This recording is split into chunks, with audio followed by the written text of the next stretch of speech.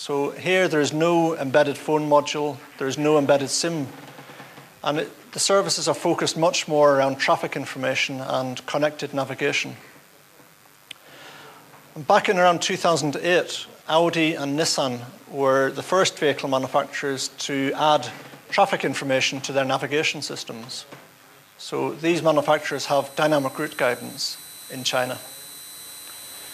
And within the next 1.5 to 2 years, Ford is expected to launch its sync services in China, which are also very much focused on traffic and route guidance services. Trying to look at the market drivers, why should we be offering these types of services? With the increasing number of vehicles in China, the roads are becoming very congested, the infrastructure is quite old, and especially in the cities, there is more and more traffic problems. And you can see already that there are many PNDs available in China with a wide selection of traffic information services, different technologies in different cities and different regions. But very soon, we expect that customers will expect navigation systems to have traffic, and they won't be competitive if they don't have traffic. So other areas that very much we agree with the previous presentation, we know that destination setting for navigation systems in Japan can be a problem. And if you have the chance to contact a call center, to tell them what you want, and for that destination to be downloaded to the car, this could be a very convenient solution. And also, because the China infrastructure and services and points of interest are being updated on a regular basis, having an updatable navigation system where maybe the POI database can be updated via USB connection could also be a very convenient feature for the system. Looking at traffic information, there are two dominant service providers in China, and they're both digital map suppliers. So AutoNavi and SenNavi. SenNavi is part of the Navinfo group. These are the two dominant providers of traffic information in China. But you can see that so far there is very little agreement on what type of technology should be used, how the traffic information should be encoded, should it be using TMC or TPEG from Europe, or there's a Chinese version of VIX, and in China this is called RTIC, Arctic. There's also a number of different broadcast channels being used, FM radio, digital radio, and even CMMB, which is the Chinese mobile TV technology. So first of all, we have the broadcast technologies, but there are also a number of PNDs that are using GPRS-based services for traffic information. And it's not just the delivery method or the delivery channel which is different between the service providers. Another important item is how the traffic information is collected and processed. So this diagram is showing the situation in Shenzhen as an example. And you can see that on the left-hand side, there are different methods for collecting the traffic information using floating car data, buried loops, camera sensors. This information is collected centrally by the public authorities, and AutoNavi receives this processed data from the multiple sources for its traffic information services. SenNavi, typically for its services in the country or in the regions across China, it receives the raw floating car data and uses its own processes to generate traffic information.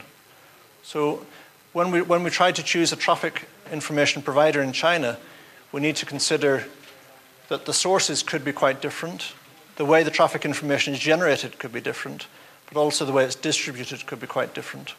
So the last item I want to look at is using a mobile phone as a modem for telematics services.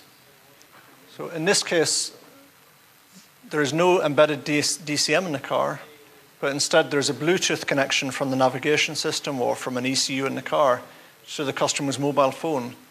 And from there, it is connected maybe through an intermediate server to content providers. Rather than looking at the infrastructure issues, I want to focus on the Bluetooth link between the navigation system and the phone. Because there are two emerging problems not just for China, but also for other regions around the world, that could have a big impact on how successful this type of solution is for telematics. If we want to make a data connection from the navigation system to the phone, then typically we would either use the DUN, the dial-up network, or the PAN, the personal area network profiles. As with many issues or profile-related issues around Bluetooth, the adoption of these profiles is quite different between each handset manufacturer. So Nokia, for example, currently supports DUN but not PAN, and Microsoft, with its software platform, is the opposite. It supports PAN but not DUN, although I think after many customer complaints, they introduced DUN back in again. So as with everything associated with Bluetooth, having the right profiles on both sides of the connection is going to be very important. But an emerging problem, which is becoming a bigger issue with mobile phones such as the iPhone, which maybe have a flat rate tariff, is that the network operators, some network operators are blocking to use the mobile phone as a modem for other devices to use to access the internet. So that the term which is used is tethering. So the network operators are stopping the customer from using their mobile phone as a modem. And this could have a serious impact if we're relying on the customer being able to use their mobile phone for this kind of light telematics solution. There could be a large number of customers potentially, depending which network operator they have, that would not be able to access these services. One possible countermeasure to this is to try to avoid using a data connection between the navigation system and the mobile phone. And one way to do this is to use an in-band modem technology like Forward Sync uses in the US. The in-band modem sends a data message over the voice channel. So it means that this Bluetooth connection is not DUN or PAN, but it's the hands-free profile, which every phone has when it has Bluetooth, and it will not be blocked by the network operators. The downside of the in-band modem is that the data rate is very slow compared to DUN or PAN. So it will limit what type of services we can offer, but we should have a much higher success chance compared to the other solutions that have a data connection.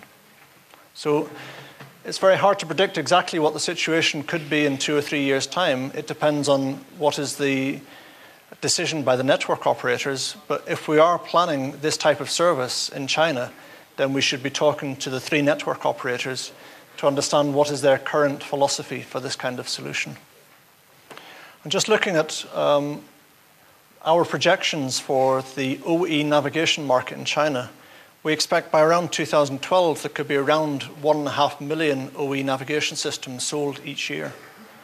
And this is, although it's still quite a relatively small number compared to the total number of vehicles sold, we think that these systems will only remain to be competitive if they have some of the similar features that are already available on PNDs and smartphones.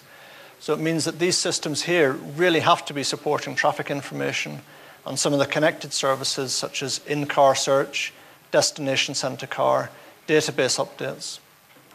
We believe that China is ready for telematics now, but there are some very specific characteristics and requirements in China, which means it's very important to have a local partner to support your services. If we look again at the 2 sections that I tried to describe, light telematics, this is adding traffic information to a navigation system should be a relatively simple first step for most vehicle manufacturers, either using RDS-TMC technology if it's a European-based system, or the Chinese version of VIX if it's a Japanese system.